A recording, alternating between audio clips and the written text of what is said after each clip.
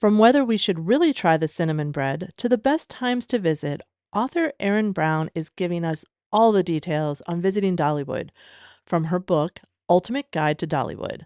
Erin is the blogger and photographer behind Brownie Bites, where she shares easy recipes that are as fun to make as they are to eat, including pop culture inspired recipes. Erin enjoys reading in a cozy chair, hiking in the mountains, and exploring the country in her family's RV. She lives in Knoxville, Tennessee, with her husband Matt, her two children, Jasper and Shelby, her goofball corgi, Dewey, and the sweetest kitty who ever lived, Ham. Welcome to Pop Culture Passport, your ultimate guide to quirky and cool destinations across the U.S. I'm your host, Beth Scalacci, aka the Roman Yeti, here to help you dive into the world of theme parks, uncover film and TV locations, and explore quirky museums, roadside attractions, and legendary venues that capture the heart and soul of this unique country. So grab your pop culture passport and let's discover destinations that resonate with your interest, not just with what's trending on social media. Are you ready? Let's roam! Welcome back, everyone. I'm really excited for my next guest because, as you know, I have been wanting to get back to Dollywood for a long time. I went in college, but I'm not sure that counts, to be fair. So I'm really excited to welcome to the show Erin Browne, and she is our Dollywood expert, not just writing one book, but two. So Erin, tell me, what inspired you to get these two books together? Hi, well, thank you for having me today. I'm really happy to talk to you. But yeah, so really what got me started into writing these books, I'm a blogger. I've been a blogger for, gosh, probably 15 years now. Primarily, I'm a food blogger. I like coming up with fun recipes. I love taking the photos. So that's kind of what I do. And then adjacent to that, I post a little bit of travel content, places that I go with my family and things like that. And we live in Knoxville, which is right down the road from Dollywood, pretty much. I can get there in under an hour with no Nice. traffic. So I had a lot of Dollywood content on my blog, and so that led to getting in contact with this publisher. It's Adams Media. They're an imprint of Simon and Schuster, and they were like, "Hey, what do you think of doing a cookbook that is kind of copycat recipes of all this awesome stuff that you could get at Dollywood?" And I was like, "I'm on board. Like that sounds right up my alley." Like, don't So don't ask twice. I got this. exactly, yeah. Where do I sign?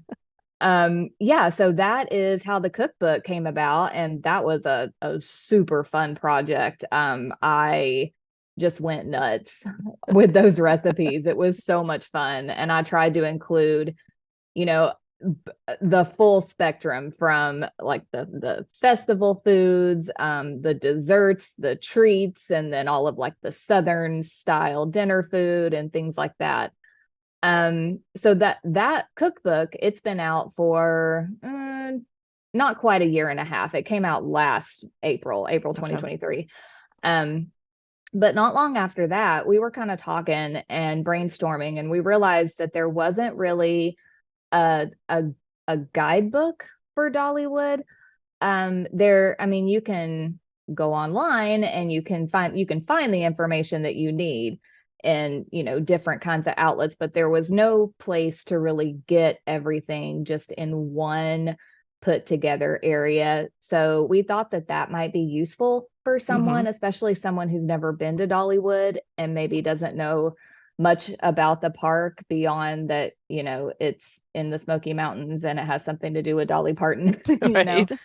So yeah, so I put it together. I wanted it to be something that is just really easy to read, easy to digest.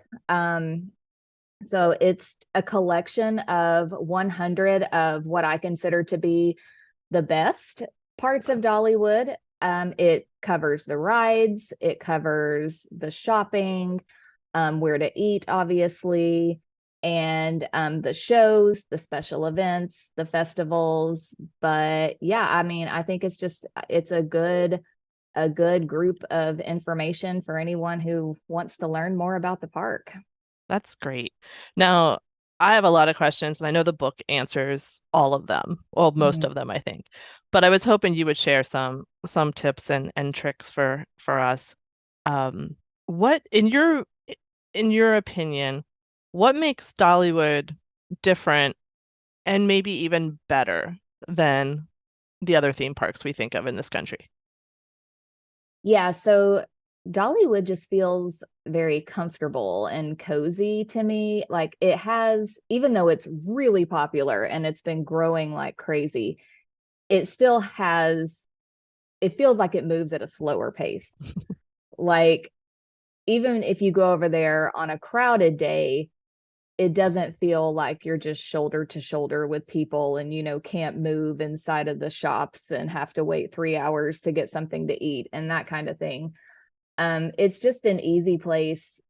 Like you could wake up last minute and say, hey, I'm going to Dollywood today. And you can do that. And you can have a full day there and do most or all of what you had planned to do without a whole lot of stress. I mean, they do have their crowded times, their crowded days, but I mean, even on a crowded day, like I said, it's fairly easy to go there. Um, it's in an area of the country that sees four very distinct seasons throughout the year.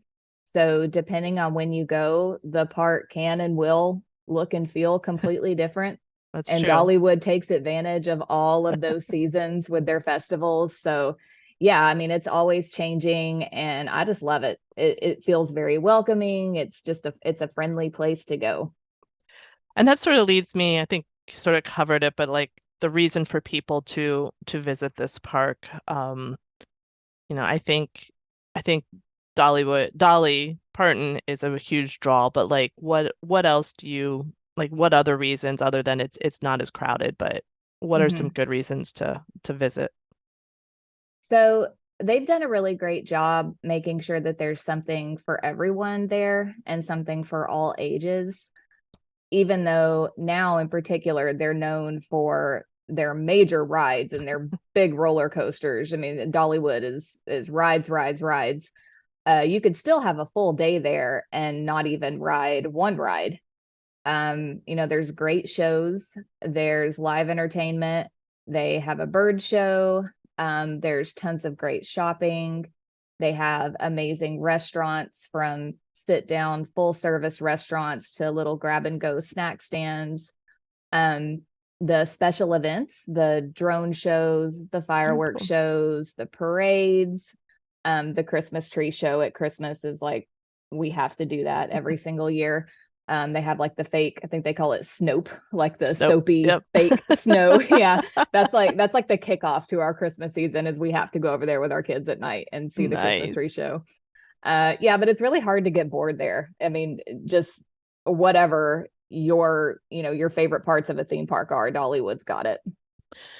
Yeah, and that brings me to, I am not, I'm notoriously not a thrill rider. I love a theme park, but my family will go on the thrill rides. I have motion sickness, so I I do too. don't. Oh yeah, me too. Um, so like what would you say is the current best thrill ride at the park? So And then I'm sorry, and then what would be something for us motion sickness people to go do? sure, totally. So as far as thrill ride, they have a brand new roller coaster called Big Bear Mountain. It's in Wildwood Grove, and they really hit it out of the park with the design of that ride. I get motion sick too. If I ride roller coasters, I have to make sure that I do it at the end of our visit so I can go back to my car as soon as possible. But with Big Bear Mountain, it really strikes a balance between being thrilling but not too much. Mm, It's a really sprawling roller coaster. I believe it's got the longest track of any roller coaster there. It basically wraps around the entire area of Wildwood Grove. Oh, wow. So there's lots of like bunny hills and twists and turns, but it doesn't go upside down. There's no like super high, super steep drops. It goes under a waterfall. So it's just fun. And Yeah. the height requirement, I think it's like 39 inches or something like Oh, that. So it's pretty reasonable. I mean, the kids can go on this one. But I consider that a thrill ride, but it's definitely not like scare you to death type of thrill ride. right. It's not the loop and spin you around 360 and all Yeah, the things that I go, nope. exactly. Exactly. Yeah. So that definitely sounds like a fun roller coaster and something I'd put my motion sickness band on and give a try, I think. Yeah. Yeah. But you know, for the non-thrill riders, like what are we doing? So I would recommend the Dollywood Express, Okay. um, especially for someone who has never been to the park before.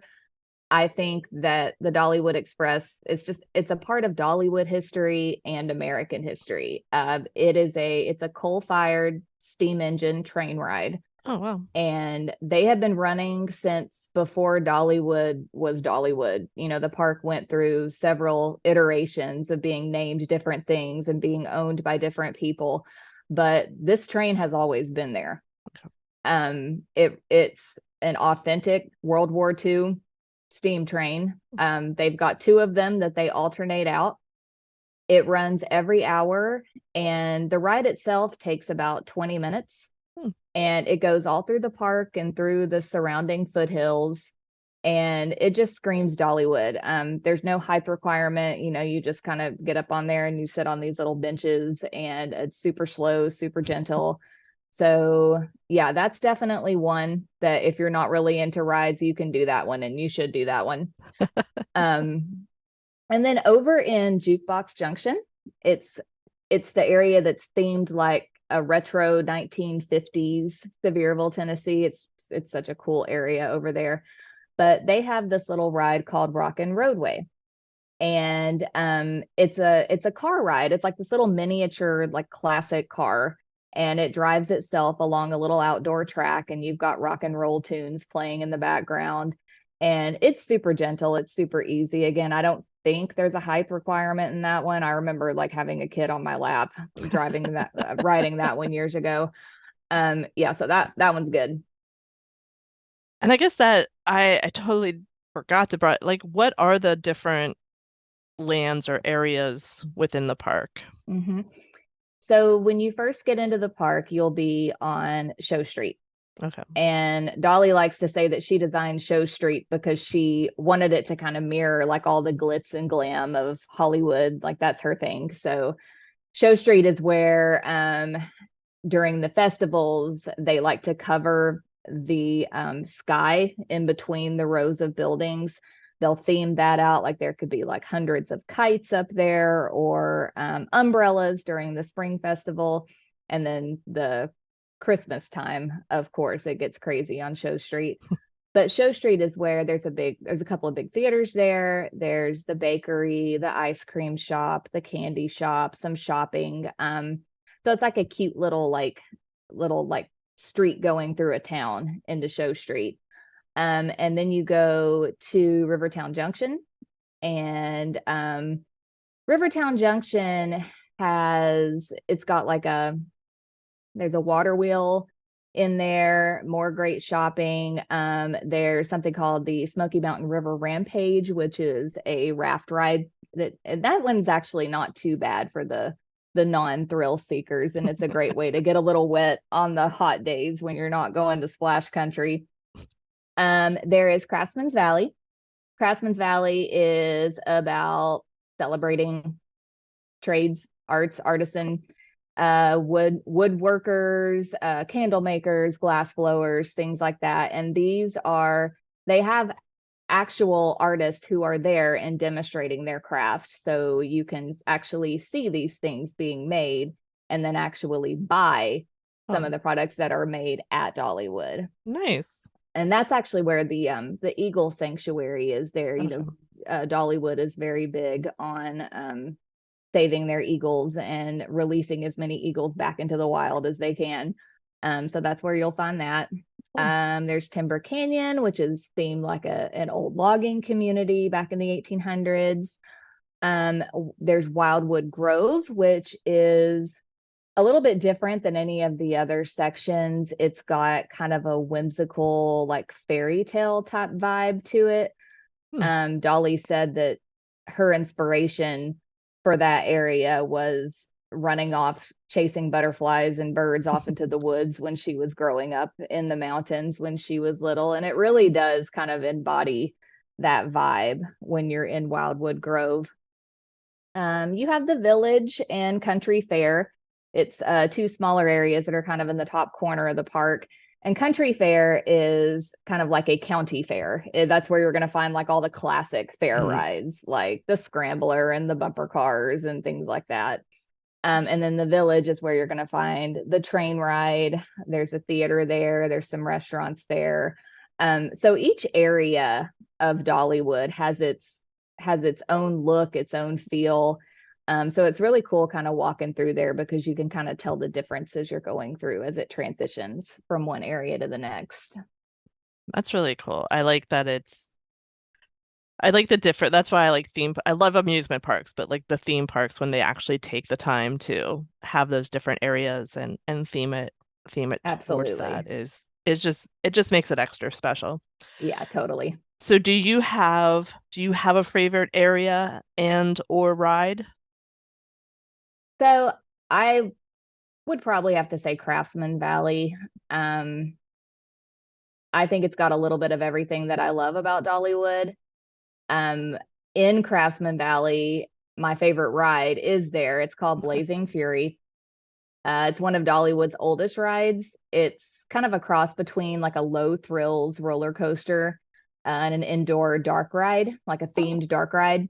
But it's really nostalgic, especially if you're someone who's been going to Dollywood for years and years, because it's been there forever and they still have like the old school animatronics and they've got this cute little story. I mean, I pretty much know it by heart now when I ride that ride. There's some neat little like hidden references to Dollywood's past. Yeah, so that one's just fun. It's indoors, so you can get out of the heat, which East Tennessee definitely does heat. Yeah. Yeah, but that's a good one. But Craftsman Valley, yeah, it's just it's cozy over there.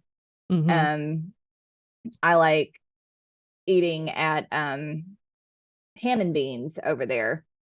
And it's a place that's right next to an outdoor theater. And so you can kind of eat outdoors on the porch there, and then you can kind of take in a show at the same time right there. That's something cool we like to do. Oh, nice. So you mentioned food. So what are the three things that if on our first visit we absolutely need to eat and or drink? I think I know one, but I'll Yeah, let you go. you're probably thinking what I'm about to say. So I mean, I just mentioned Aunt Granny's or Granny Ogle's. I would get Aunt Granny's and Granny Ogle's confused. Granny Ogle's ham and beans. So I just mentioned that. But I have to mention the cinnamon bread first. Hmm. I mean, it's delicious. It's hot and buttery. It is the most in-demand item in the whole park, and for good reason. I mean, people line up like for blocks to get this cinnamon bread. Um, but other than that, I always recommend eating at Aunt Granny's at least once. It's a sit down restaurant where you'll find the really classic Southern food like meatloaf, fried chicken, mashed potatoes, that kind of thing. It's always awesome there. And then I really like this place called Hickory House Barbecue. They've got some really delicious pulled pork, Okay. and it's an easy like walk up lunch spot so you can get your food. And then if you go right across the little creek in Craftsman Valley there, there's a picnic area that's right underneath the eagle sanctuary, and so you can sit there and have lunch and watch the eagles, and that's really nice. Oh, wow. That sounds nice and relaxing and sort of get out of the mess, huh? Exactly, yeah. I always like to find the little hidden I call them introvert recharge spaces There you go. Yeah. because I love to be around people at a theme park, but sometimes I need 15 minutes. Just give me 15 minutes. Yes. Yes. Well, I actually have a perfect recommendation for Dollywood. It is It's in the village, and it's kind of behind the grist mill, because the grist mill kind of sits like on the border between Craftsman Valley and the village. And there's this seating area that's up behind the grist mill, because there used to be a back entrance into the grist mill, and it's been locked for pretty much all of my recent visits. I always check, but where that back entrance was, there's a picnic area up there, and I hardly ever see anybody up there eating or sitting. So if you're really looking for a quiet corner of Dollywood, then that's where you need to go, is up behind the grist mill. Nice. I fully appreciate that tip. Yeah, yeah. Um, so we talked about some of the things, some of the great rides and stuff. Again, if you're coming for the first time, in your opinion, what are 3 to 5 must-dos, whether they're shows or rides? What do you think? Sure. So I already mentioned the Dollywood Express, and I'm going to mention it again because, especially for a first trip, I think that, you need to ride that train. You really get a good sense of the area where Dollywood sits, and it kind of gives you an overview of the whole park, because it does go through most of the park. Okay. So beyond that, I think taking in at least one show, preferably more. An easy one that you can just kind of pop in on is the Wings of America show. It's in Craftsman Valley.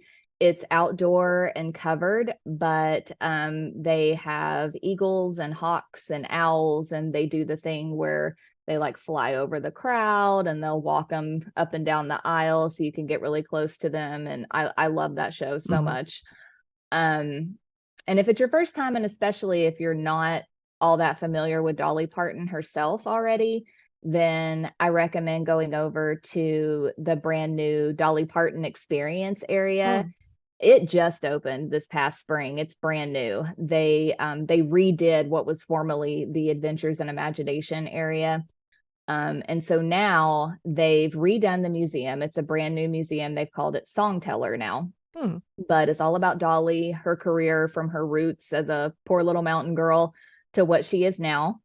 There's an attraction called Behind the Seams that's all about Dolly's fashion, which is probably what she's most recognized for behind her music and all of her other accomplishments. And there's a theater there where actual members of the Parton family Oh, sing and perform. Yeah, but that's a good way to start off a first visit.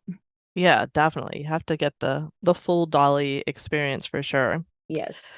So if someone's looking to go, they're traveling from out of town, like how many days do you think they should plan for spending in the park? I mean, Dollywood it's small enough.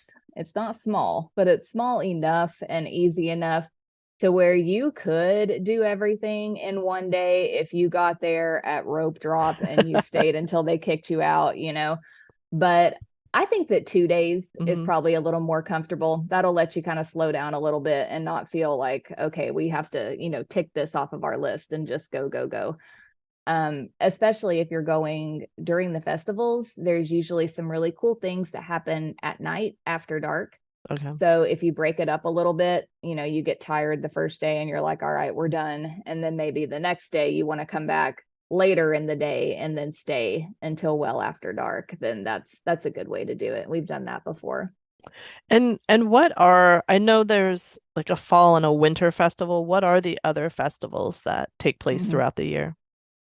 So they have a rotating schedule of festivals. The season starts out with something called the I Will Always Love You Festival, which is a new festival. I think it's been going on at least 2 seasons, maybe three, but I think it's two. So that starts out the Dollywood season in March. And then you go into the Flower and Food Festival, which is Okay. their springtime festival. There's the summer celebration, and that runs all the way through September, and to my favorite festival, which is the Harvest Festival. The whole park is decorated. There's amazing seasonal food, which is true of all the festivals. A new lineup of shows, And then at night, there's something called Pumpkin Luminites. And I love Halloween. It's my all-time favorite holiday. It's just so much fun. But at Dollywood, they've got over 12,000 jack-o'-lanterns that are lit up, and they're piled up in all these crazy sculptures. And it's totally cute. 12,000? 12,000, yeah. Wow. It's awesome. And it's not like scary Halloween. Right. It's like adorable, spooky, cute Halloween. But yeah, I absolutely love everything about the Harvest Festival at Dollywood. Um, and then finally you have the Christmas Festival, which, and when you're visiting at Christmas, you have to stay until after dark. I mean, the Christmas decorations are unmatched at Dollywood. It's cool because each area of the park has their kind of their own specific vibe with the Christmas Oh, lights. So in Craftsman's Valley, you'll have like warm, glowy lights that kind of look like this cozy candlelight. And then over in Wildwood Grove, you'll have like the whimsical, like the pinks and the purples and the butterflies and that kind of thing. But Christmas is a whole lot of fun. And I already mentioned the Christmas tree show with the fake snow and all of that. And yeah, it's awesome. Christmas at Dollywood is awesome. so that so I was gonna ask you the best time of year to visit Dollywood, but I mean I know for me I would do Harvest Festival or Christmas Festival is especially you've already mentioned how hot it can get. So Yes. Yeah. I don't do heat. Yeah. but in your mind are those probably the best times to go? I think so. If you're going for the best weather, then I think late fall is going to be Okay. your best bet because I mean it's September, mid-September right now, and it's still hitting 85, 86 degrees outside. But if you get into the later fall, like mid, late October, that's usually when the colors will be Mm, reaching their peak over near the mountains too. It's different every year. It depends on, what the weather patterns have been doing prior. But yeah, the weather really starts to cool down then, but it hasn't gotten cold yet. So it's kind of that perfect little in between where it's just gorgeous and lovely outside, which it right. also draws a lot of crowds that time of year too, of That, course. But that too. Yeah. And yeah. I guess from a crowd standpoint then if someone's interested, is there a time when there's a less crowded? Yeah, so I have found that if you go right after the majority of schools get back in session, so very late summer, then even on the weekends, I found sometimes the park is just almost completely dead. Wow. So yeah, if you're looking to avoid crowds, then right after major school holidays like that are your best bet. Okay. That's good to know too. Because there definitely is there's people that want to see certain things, but there's people also don't want to deal with the Yeah, crowds and get through as many rides as possible. right. So those are two really great tips of pieces of information. And so if we're staying for the 2 days, do you have like recommendations on where to stay? Like, are there hotels sort of on resort? What do you think? Yeah, so if you're looking to sort of stay on the Dollywood campus, just outside of the park, it's really across the street practically. You have Dolly's two full-size resorts. There's the Dreammore Resort, which was her first resort. And then just down the street from that, you have her brand new resort called Heartsong, which actually opened less than a year ago. It's brand new. Mm, But both of those places they've got their own full size restaurants, they have pool areas, and there's a lot of perks for staying there. okay. There's free shuttles back and forth to the park. While in the park, if you buy anything there, you can have it sent directly to your room, so you don't have to carry it around all day. We live so close. When we go over there, we will just drive over there and then Mm, drive back home.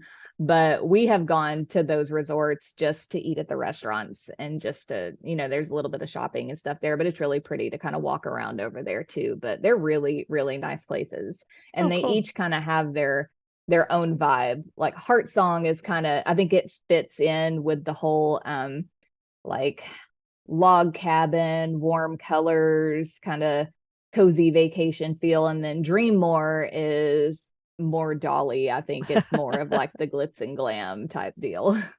But I like both Dream and Heart Song. Okay, that's great. And are there anything like outside of, I know that area is well known for tourism and stuff, but Hmm. was there anything else if people were spending a few more days that you would recommend doing outside of Dollywood? Yeah, so I love the Smoky Mountains National Park. Dollywood sits right outside of the actual park boundaries. And my husband and I are big hikers, and we have hiked all over this country, but I truly believe that the Smoky Mountains has the most beautiful and well maintained hiking trails that we've ever seen. And we try to get over there as often as possible. So tons of hiking trails to choose from for any different fitness level. I mean, they're not all lung busters. There's some pretty little creekside nature walks and things like that. But even if you don't hike, there's a lot of places in the park where you can just go sit by a shallow mountain creek and have a picnic, or drive through Cades Cove, which is also beautiful. So there's a lot of tourism, but behind the tourism, there's just so much unbelievably beautiful nature over there. And that's really why I love that whole area, are the mountains. I mean, you can't beat them. Yeah.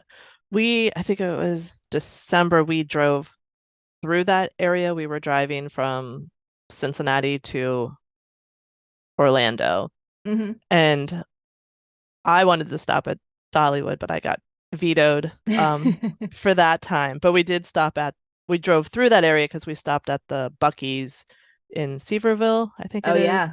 Yep. Um, and yeah, it was gorgeous. I'm just like, yes, we need to come back. Yeah, it's awesome over there. It's such a peaceful place. I mean, everyone I hear the question, they're like, are you a beach person or a mountain person? And I mean, give me the mountains 10 out of 10 times, and especially the Smoky Mountains. I could live there. Yeah, yeah, it's gorgeous. Um, I mean, this has been great. Can you let people like sort of what they if they get your book, what are they going to learn from it? Um, what and also where can they find it? So it will be available. It's coming out tomorrow. September 17th is the official publication date. Online, it will be available wherever books are sold: Amazon, Barnes and Noble, Target. And then it will be available at a limited number of like brick and mortar stores. I believe it's going to be in Target, Walmart, and Wow. Barnes and Noble, and I think maybe eventually Sam's Club. I don't know exactly for sure, but yeah, it's really for either someone who loves Dollywood and has been there a dozen times, or for someone that knows nothing about it and is looking to get an idea of what might be available there. I Beyond the park, I tried to include a lot of little tidbits about Dolly herself. She Dollywood and Dolly herself have a large and loyal fan base, and people who just want to eat up any bits of information about her that they can get. And I love her too. I just want to be her best friend. She just seems like a very just real person. Like, I love that about her. Um, yeah, so the way that it's arranged, I think that you can just kind of flip to a section in the book, and you're going to get like a snapshot of that attraction. There's a little like sidebar box that'll tell you if it's a ride, if there's any hype requirements or anything to know about it, or if it's a restaurant, what you can get there, or things to try, most popular dishes and things like that. So it's really easy to be a quick reference for Dollywood. It's not something you're going to have to sit down and read from start to finish. So I hope that it's something useful for people planning a trip to the park, or people wanting to maybe learn more about the design decisions and inspirations behind what's in the park. So the next time that they go, they can be like, oh, yeah, I learned something new about this place or that place. So, yeah, that was kind of my hope. Well, I mean, I'm gonna say I got a preview. I got a copy early.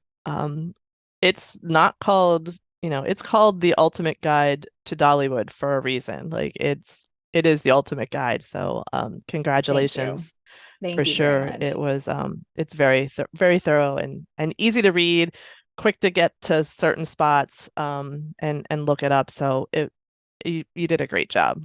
Oh, I appreciate that. Thank you so much. Sure. And thank you for coming on and giving us a little some tidbits and further fueling my desire to get to Pigeon Forge as soon as possible. Yes, absolutely. We're happy to have you. Sounds good. Thanks. A big thank you again to Erin for sharing so much great information with us about Dollywood. If you're planning a trip there or want to learn more about the park, be sure to check out Erin's book, The Ultimate Guide to Dollywood. And if you're into cooking, also pick up her other book, The Unofficial Dollywood Cookbook. Next week, I'm finally getting around to telling you about our visit to the Jello Museum in Leroy, New York. You will definitely want to get the details on that. Now, if you listened last week, you know I'm starting a new segment at the end of each episode called Yeti's Pop Picks. And last week I mentioned how excited I was about the premiere of Agatha All Along, and let me tell you, it did not disappoint. It is so fun. I really can't wait to see where it's going. What do you think? Is Wanda dead? Are we getting Wanda back on this show? I'm hoping we get her back at some point, but we'll see. And the other thing I just wanted to talk about was I saw over the weekend it's the 20th anniversary of the television show Lost premiering. Um, Man, that time flew. It does not feel that long, but I loved that show. Like that was absolutely appointment TV. Had to be in front of the television when that came on. It lost its way from time to time, and I didn't love how it ended, but like it definitely kept you on the edge of the seat. Really great cliffhangers. So if you haven't checked it out, you haven't watched it yet, at least check out the first couple of seasons. I believe it's currently on Netflix and Hulu right now. So if you loved Lost, let me know. If you're new to it, check it out. Let me know what you think. And with that, we add another stamp to our pop culture passport. I hope that this episode inspires you to get out and explore all that is quirky and cool, even in your own neighborhood. Follow, download, and subscribe so you don't miss future episodes. Please tell a friend and leave a review if you like what we're doing. You can also follow me on Instagram or Facebook. Just search for The Roaming Yeti and keep roaming.